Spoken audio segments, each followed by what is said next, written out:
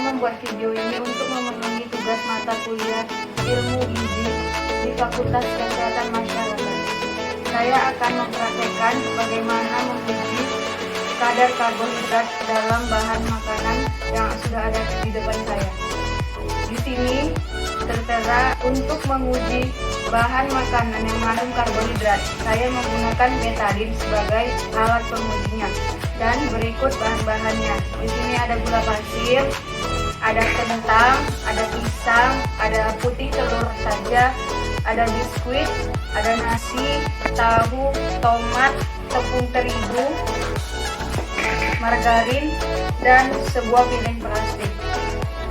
Baiklah, sebelum kita memulai, saya akan mempraktikkan satu persatu bahan makanan untuk menguji kadar karbohidrat yang terkandung di dalamnya.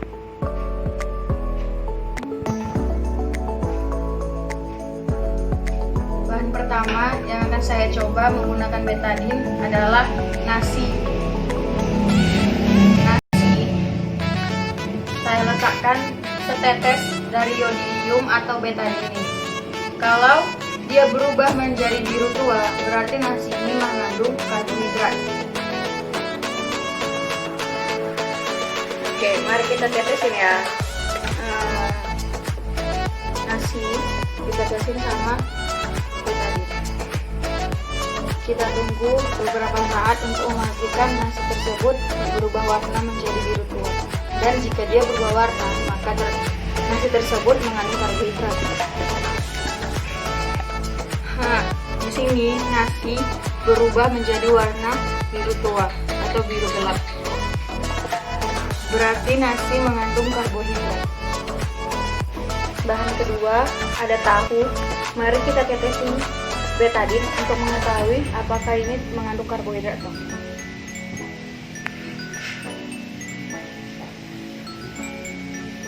Kita tunggu beberapa saat untuk mengetahui hasilnya.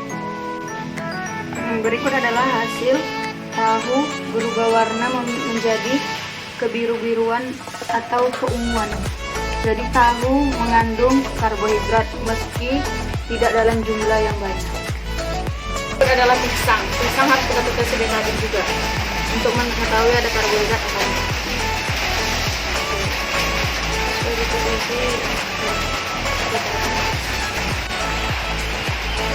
Pisang juga mengandung karbohidrat dan biasanya pisang baik dikonsumsi untuk yang sedang diet.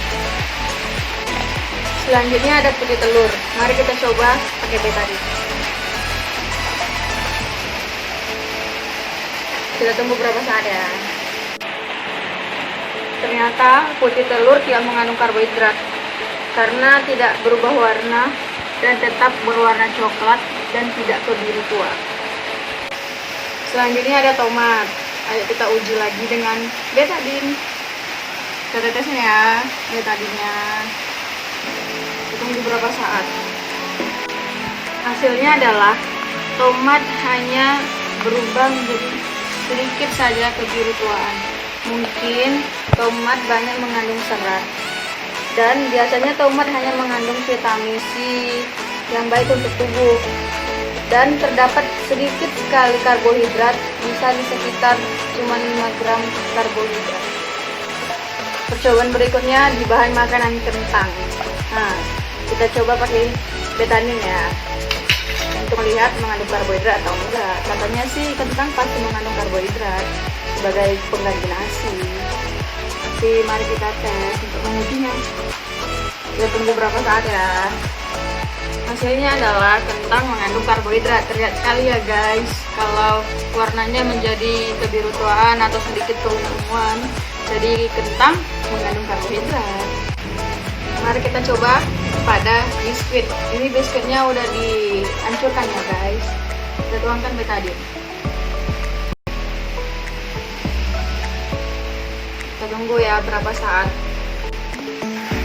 Biskuit mengandung karbohidrat karena jelas berubah warna. Selanjutnya margarin ya guys. Kita coba untuk mengetahui kandungan karbohidrat. Oke. betadin secukupnya.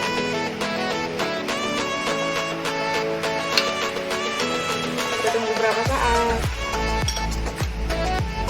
Margarin ternyata tidak mengandung karbohidrat, dan biasanya margarin itu pasti mengandung lemak. Sini kita punya tepung terigu sebagai bahan uji coba karbohidrat selanjutnya. Ayo kita tuangkan betadin ya guys, secukupnya aja. Kita tunggu beberapa saat ya. Dan tepung terigu ternyata mengandung karbohidrat karena berubah warna. Dan yang pastinya yang namanya tepung terigu yang biasanya untuk buat roti ya pasti mengandung karbohidrat dong. Selanjutnya uji coba yang terakhir, saya punya gula pasir. Mari kita coba menggunakan betadin. Tuangkan betadinnya secukupnya aja guys. Kita tunggu beberapa saat. Gula juga termasuk dalam karbohidrat, dan sudah jelas jika gula mengandung karbohidrat sebagai perubahan energi atau menjadi energi dan stamina jika kita mengonsumsi itu. Demikian hasil praktikum yang sudah saya paparkan. Semoga bermanfaat dan dosen berminat. Sekian dari saya, mohon maaf jika ada salah kata dan kurang dalam pengujian ini. Wabillahi taufiq wal hidayah. Wassalamualaikum warahmatullahi wabarakatuh. Perkenalkan, nama saya Santi Mardia Rambe, NIM 0801192092. Di sini saya akan menjelaskan uji laporan hasil praktikum karbohidrat pada bahan makanan yang telah diuji coba atau dipraktekkan oleh teman saya sebelumnya. Di sini bahan makanan yang kami uji coba yaitu biskuit, tahu, tepung terigu, gula, kentang, margarin, tomat, pisang, nasi, dan putih telur. Perubahan warna pada makanan sebelum diberi yodium dan setelah diberi yodium. Yang pertama, biskuit. Sebelum diberi yodium berwarna coklat, setelah diberi yodium berwarna biru kehitaman. Yang kedua, tahu. Sebelum ditetesi berwarna putih, setelah ditetesi yodium sedikit biru atau keunguan. Yang ketiga, tepung terigu. Sebelum ditetesi yodium berwarna putih, setelah diberi yodium berwarna biru kehitaman. Keempat, gula. Sebelum diberi yodium berwarna putih, setelah diberi yodium berwarna biru. Selanjutnya, kentang. Sebelum diberi yodium berwarna kuning, setelah diberi yodium berwarna biru kehitaman. Yang selanjutnya, margarin. Sebelum diberi yodium berwarna kuning, setelah diberi yodium tidak berubah warna sama sekali. Yang selanjutnya, tomat. Sebelum diberi yodium berwarna orange, setelah diberi yodium sedikit mengalami perubahan menjadi warna biru, sedikit biru. Selanjutnya, pisang. Sebelum diberi yodium berwarna kuning, setelah diberi yodium berwarna biru kehitaman. Selanjutnya, nasi. Sebelum diberi yodium berwarna putih, setelah diberi yodium berwarna biru kehitaman. Yang terakhir, putih telur. Sebelum ditetesi yodium berwarna coklat, setelah diberi yodium tidak berubah warna sama sekali. Jadi, dapat kita simpulkan, bahan makanan yang mengandung karbohidrat adalah biskuit, tahu, tepung terigu, gula, kentang, tomat, pisang, dan nasi. Hal ini ditunjukkan karena terjadi perubahan warna pada bahan makanan yang telah diuji coba. Bahan makanan yang mengandung amilum atau karbohidrat bila ditetesi rigol akan berubah menjadi warna biru hitam. Semakin gelap warnanya berarti makanan tersebut semakin banyak mengandung karbohidrat. Jadi cukup sekian uji karbohidrat yang dapat kami sampaikan. Semoga bermanfaat. Assalamualaikum warahmatullahi wabarakatuh. Assalamualaikum warahmatullahi wabarakatuh. Nama saya Anissa Rahma Sitorus. Nah, kali ini saya akan menguji kandungan zat pada makanan, yaitu kandungan protein. Bulu ayam, kangkung, kentang, putih telur, gula, korek api, roti, lilin, dan penjepit. Pertama-tama kita tutup lilinnya terlebih dahulu.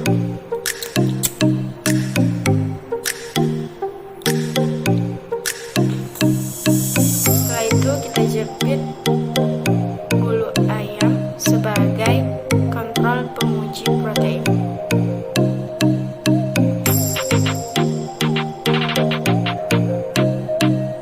Setelah itu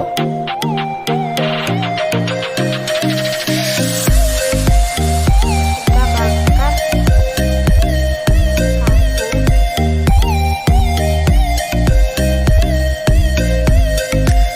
kangkung tidak memiliki aroma seperti bulu ayam yang dibakar.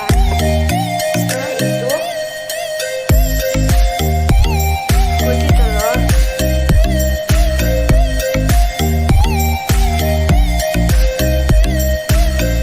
putih telur memiliki aroma seperti bulu ayam yang dibakar.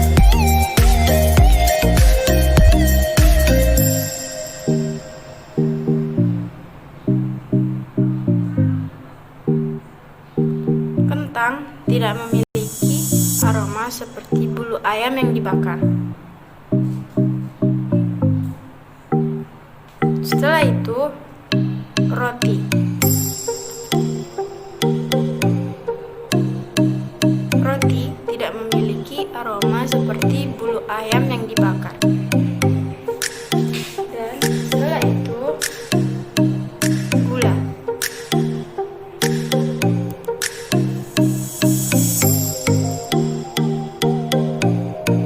Gula tidak memiliki aroma seperti bulu ayam yang dibakar. Terima kasih. Assalamualaikum warahmatullahi wabarakatuh. Assalamualaikum warahmatullahi wabarakatuh. Saya Wulan Handayani dari Fakultas Kesehatan Masyarakat kelas 8 semester 2 Universitas UIN Sumatera Utara. Ini dapat disimpulkan bahwa jika bahan-bahan makanan ini dibakar dan tidak menimbulkan aroma seperti bulu ayam, maka makanan itu tidak mengandung kadar protein. Sedangkan jika makanan ini sama menimbulkan bau yang sama seperti kita membakar bulu ayam tadi, aroma bulu ayam tadi, jadi maka di sini makanan tersebut mengandung kadar protein. Assalamualaikum warahmatullahi wabarakatuh. Nama saya Anissa Aulia Rahmi dari kelompok 5. Nah, di sini saya akan mempraktekkan praktikum ketiga tentang lemak. Nah, fungsinya praktikum kali ini atau percobaan kali ini untuk mengetahui apakah ada kandungan lemak di dalam bahan-bahan yang telah kami sediakan. Langsung saja kita ikut praktikumnya. Oke, selanjutnya kita langsung ke prakteknya. Ini untuk alat-alatnya. Yang pertama yang kita butuhkan adalah kertas coklat sampul kayak gini bentuknya. Terus kita butuh kertas label. Kita juga butuh pipet dan air untuk melarutkan bahan-bahannya. Di sini saya sudah membagi kertas kacangnya menjadi 10 dan sudah saya beri label nama bahan-bahan untuk uji coba. Untuk bahannya sendiri kita ada nasi, nanti kita haluskan dengan mencampurkan air, lalu ada tahu, ada tepung terigu yang nanti akan kita larutkan dengan air, lalu ada mentega, ada kecap, ada roti tawar. Ini roti tawarnya udah dicampur dengan air, lalu ada putih telur, ada minyak goreng, lalu ada kuning telur, dan ini adalah gula yang sudah dilarutkan. Nah, untuk praktikum sendiri, kita membutuhkan bahan-bahannya itu sudah dalam bentuk cairan. Jadi, bahan-bahannya tadi kita campur dengan air. Lalu kita aduk hingga menjadi pasta atau sampai dia cair. Oke, semua bahannya udah dicobain, udah ditaruh di sampelnya, ditaruh kertasnya. Nah, sekarang kita tunggu sampai 10 menit hingga kertasnya kering. Berbeda dengan minyak goreng dan mentega, jauh sekali yang meninggalkan bekas.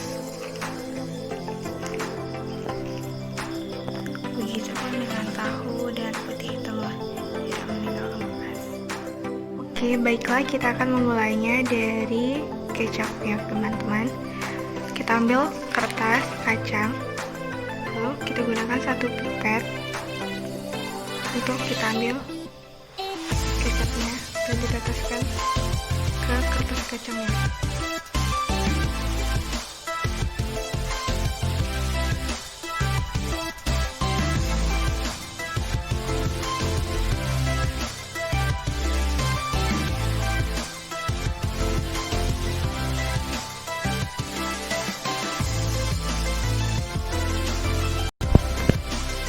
Baru kita ratakan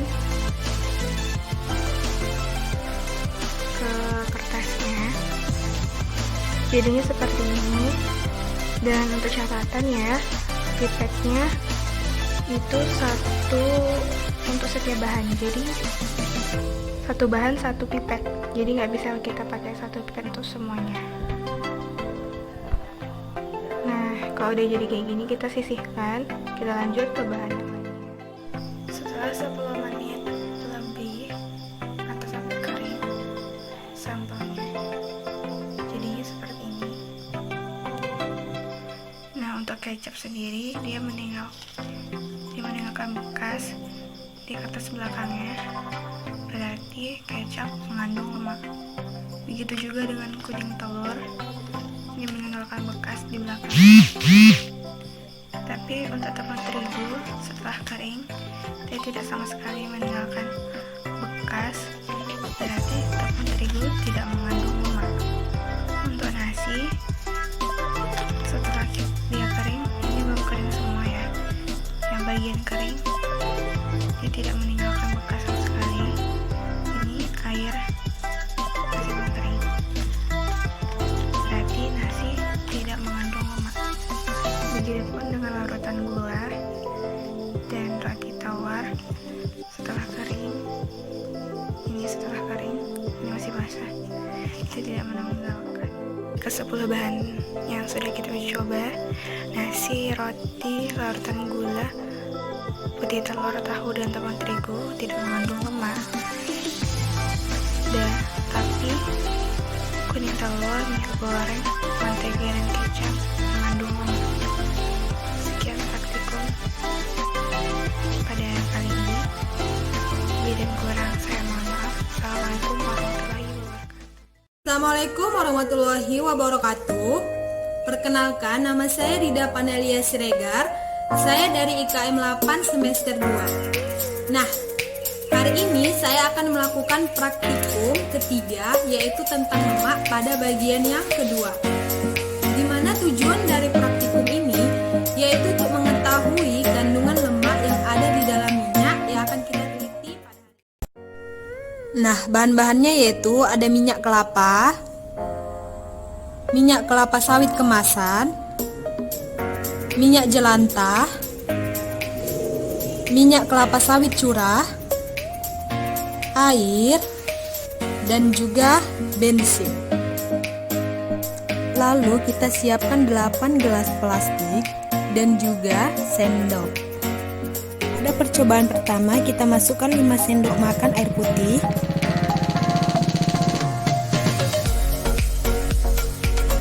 Lalu selanjutnya kita masukkan 5 sendok makan bensin ke dalam gelas plastik. Selanjutnya masukkan 5 sendok makan minyak kelapa sawit kemasan ke dalam gelas yang berisi air.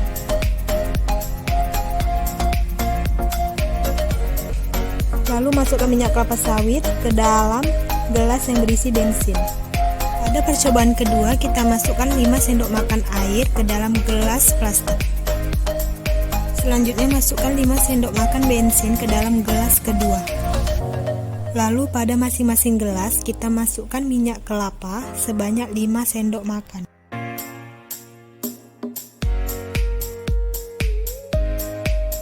Pada percobaan ketiga kita masukkan 5 sendok makan air ke dalam gelas yang pertama. Pada gelas kedua masukkan 5 sendok makan bensin.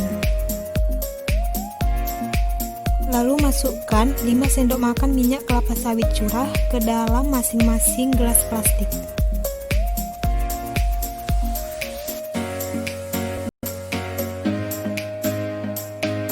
Pada percobaan keempat masukkan 5 sendok makan air ke dalam Masukkan 5 sendok makan bensin ke dalam gelas kedua. Lalu masukkan 5 sendok makan minyak jelantah ke dalam masing-masing gelas.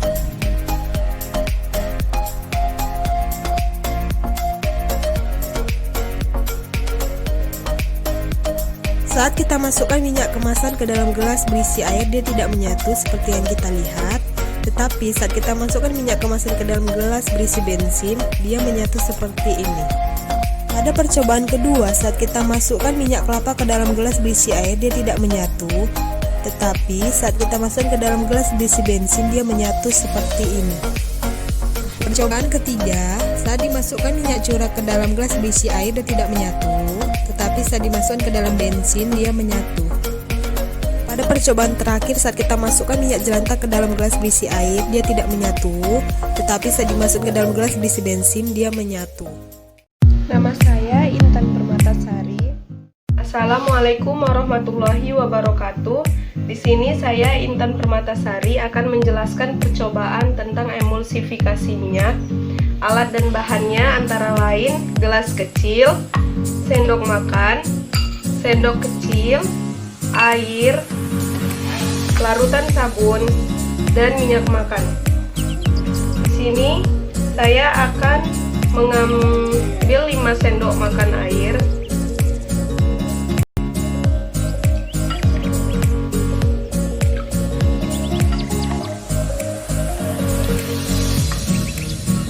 Diteteskan 5 sendok kecil minyak.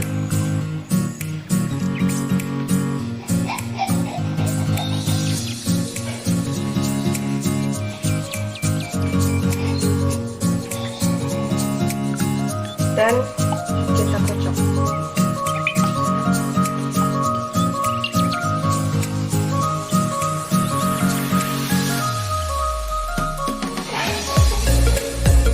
Di sini terlihat minyak dan airnya tidak bisa menyatu. Dan yang keduanya, saya ambil 5 tetes air lagi.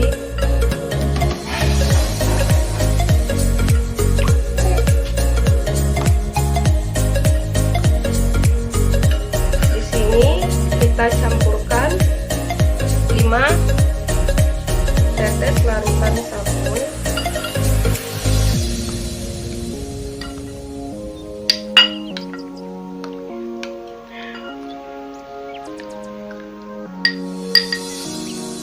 Dan kita teteskan lagi 5 sendok makan minyak.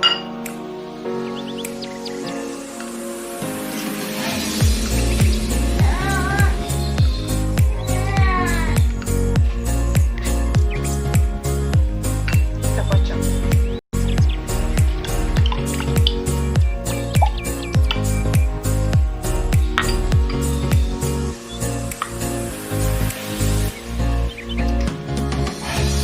Ya, jadi minyak ditambah air.